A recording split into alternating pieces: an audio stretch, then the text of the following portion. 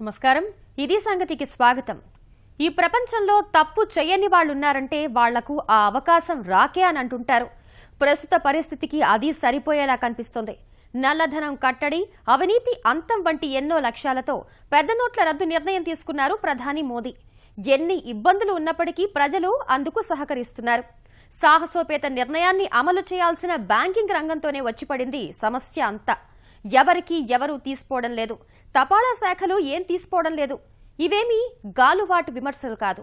కొద్ది రోజులుగా కట్టలుగా దొరుకుతున్న కొత్త నోట్ల దొంతర్లు చెప్తున్న చేదు నిజం. ఐటీ సోదాల్లో కోట్లాది రూపాయలు, కిలోల కొద్దీ బంగారం వెలుగు చూడటం కొత్త కాదు. సామాన్య ప్రజలు తలకిందులుగా తపస్సు చేస్తున్న చిక్కని తళతళలాడే కొత్త నోట్లు గోతాల కొద్దీ వెలుగులోకి వస్తుండడమే అందర్నీ విస్తుపోయేలా చేస్తోంది. ఇంటి దొంగల చేతివాటం ఏ స్థాయిలో ఉందో తెలియజేస్తోంది. 500 బ్యాంకు శాఖలకు ఈ పాపంలో భాగం ఉన్నట్లు ఐబీ వర్గాలు నిర్ధారించి ప్రధానమంత్రి కార్యాలయానికి నివేదించారు అన్నదే సంచలనం సృష్టిస్తోంది. ఏం జరగబోతోందనే ఉత్కంఠ రేపుతోంది.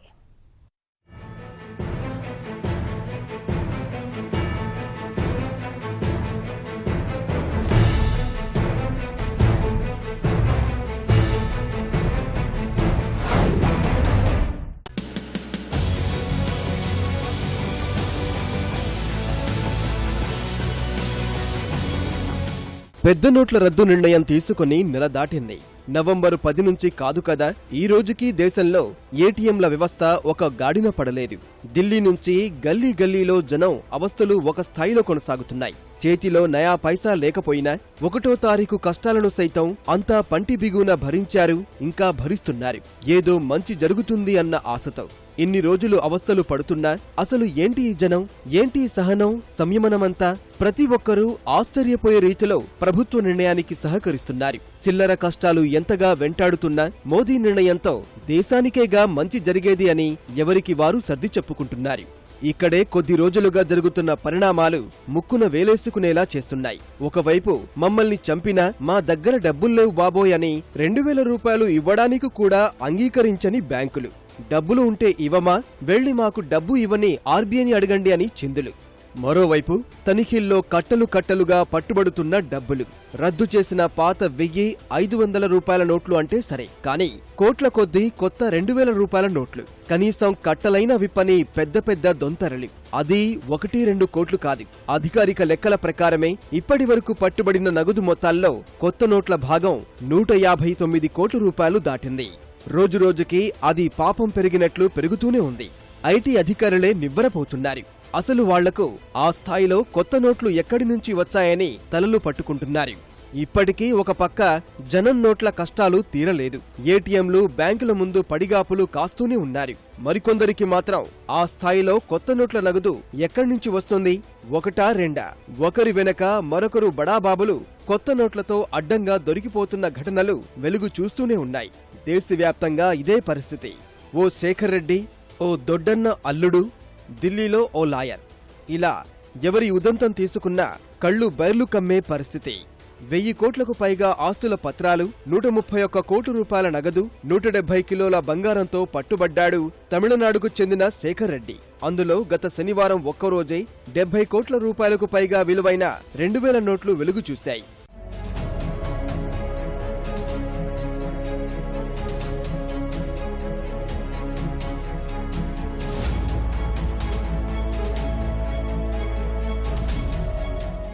ఢిల్లీలోని యాక్సిస్ బ్యాంకు శాఖల్లో అయితే 30 రోజుల్లో 450 కోట్ల రూపాయలకు పైగా అక్రమ డిపాజిట్లు చేసుకున్నారు. 44 జన్ధన్ ఖాతాలు తెరిచి 100 కోట్లు డిపాజిట్ చేశారు. కర్ణాటకలో జేడీఎస్ నాయకుడు కేసీ వీరేంద్ర ఇంట్లో సోదాల్లోనూ ఇదే పరిస్థితి. స్నానాల గదిలోని రహస్య లాకర్లో కోట్ల కొద్ది నగదు, బంగారం వెలుగు చూసింది. అందులోనూ కొత్త 2000 రూపాయల నోట్లే అధికం. ఢిల్లీలో న్యాయవాది రోహిత్ టాండన్ ఇంట్లో ఐటీ శాఖ దాడులు చేస్తే 157 కోట్ల రూపాయల వరకు బయటపడ్డాయి. వాటిలో రద్దు చేసిన 500, 1000 రూపాయల నోట్ల కట్టలతో పాటు కొత్తగా విడుదలైన 2000 రూపాయల నోట్ల కట్టలు కూడా ఉన్నాయి. 2000 రూపాయల నోట్లే ఏకంగా 2.5 కోట్ల వరకు ఉన్నట్లు సమాచారం. అన్ని నోట్లు ఈయనకు ఎక్కడి నుంచి వచ్చాయన్న విషయమై ఐటీ శాఖ దర్యాప్తు చేస్తోంది. బ్యాంకు అధికారుల హస్తం లేకుండా అది సాధ్యం కాదని వారి అభిప్రాయం.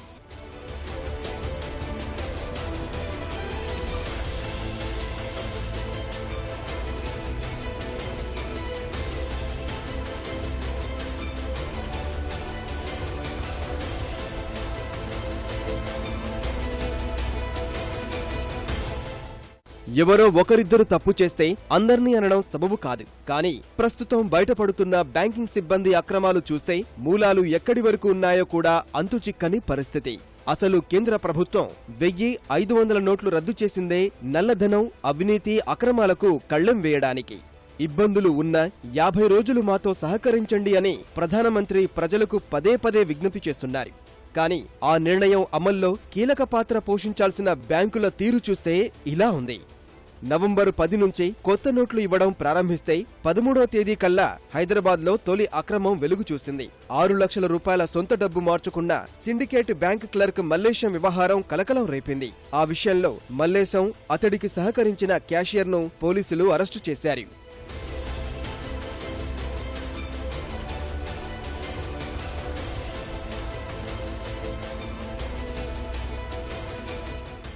అలా ఒక్కొక్కరే దారి తప్పిన తర్వాత ఐటీ శాఖ దాడుల్లో దొరికిపోయిన కొత్త నోట్ల విలువ ఇప్పటికే 159 కోట్ల రూపాయలు దాటింది. అదే మొత్తం ప్రస్తుత పరిస్థితుల్లో సాధారణ ప్రజలు దక్కించుకోవాలంటే అసలు ఊహకు అయినా అందని విషయం. బ్యాంకులు, ఏటీఎంల ముందు బారులు తీరిన దృశ్యాలు తలుచుకుంటేనే అమ్మో అనిపిస్తోంది. గరిష్టంగా వారానికి చెక్ ద్వారా 24,000 రూపాయలు ఉపసంహరణ చేసిన 159 కోట్లు కావాలంటే 66,615 మంది అవసరం. వారానికి 50,000 తీసుకునే అవకాశం ఇచ్చిన కరెంటు ఖాతా అయినా కనీసం 31,975 మంది కావాలి. కార్డుకి 2,500 రూపాయలే అన్న ఏటీఎం ఉపసంహరణలో అయితే ఇంత మొత్తం పోగు చేయడానికి 6,39,506 లావాదేవీలు చెయ్యాలి. ఈ మొత్తంతో ప్రభుత్వం అనుమతించిన, ప్రభుత్వం చెప్పిన 2.5 లక్షల లెక్క ప్రకారమే 6,395 పెళ్లిళ్లు ఎలాంటి ఇబ్బందులు లేకుండా జరిపించవచ్చు. అంతమందికి చేరాల్సిన సొమ్ము మొత్తం కొద్ది మంది వద్దకే ఎలా చేరింది? శేఖర్ రెడ్డి వ్యవహారాన్నే తీసుకుందాం. అతడికి అన్ని కోట్ల రూపాయలు 2,000 నోట్లు వచ్చాయంటే ఎన్ని వేల రోజులు బ్యాంకుల ముందు నిలబడి ఉండాలి? అంటే ఇంచుమించు 100 సంవత్సరాలకు పైబడి బ్యాంకు లైన్లో నిలబడితే తప్ప అంత సొమ్ము రాదు. మరెలా వచ్చింది? ఆ 2,000 నోట్లు సిరీస్ ఏ బ్యాంకు నుంచి జారీ అయ్యాయి? నేరుగా రిజర్వ్ బ్యాంకు నుంచా? ఏదైనా బ్యాంకు నుంచా? ఆ వివరాలు వెల్లడికి ఎందుకంత సమయం తీసుకుంటున్నారు? ఒక వ్యక్తికి అన్ని కొత్త నోట్లు ఇచ్చిన పెద్ద మనుషులు ఎవరు? ప్రస్తుతం సామాన్య ప్రజల మెదళ్లను ఇలాంటి ఎన్నో ప్రశ్నలు తొలిచివేస్తున్నాయి.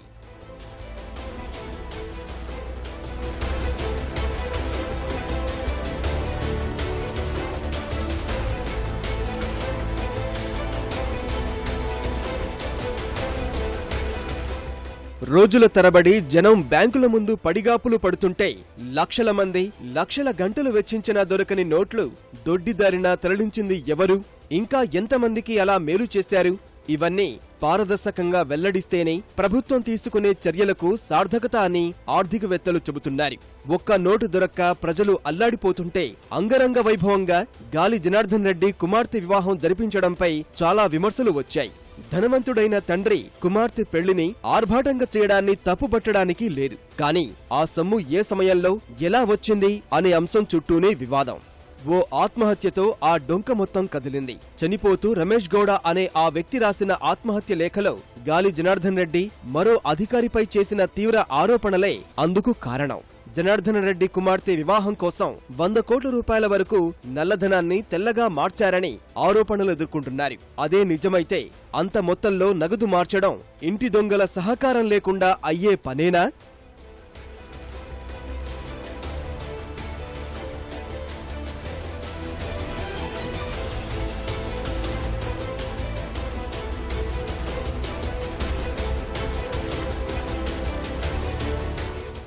అసలు మొదటి 2 రోజుల్లోనే అంటే 10, 11 తేదీల్లో భారీగా కొత్త నోట్లను దారి మళ్లించినట్లు అనుమానిస్తున్నారు.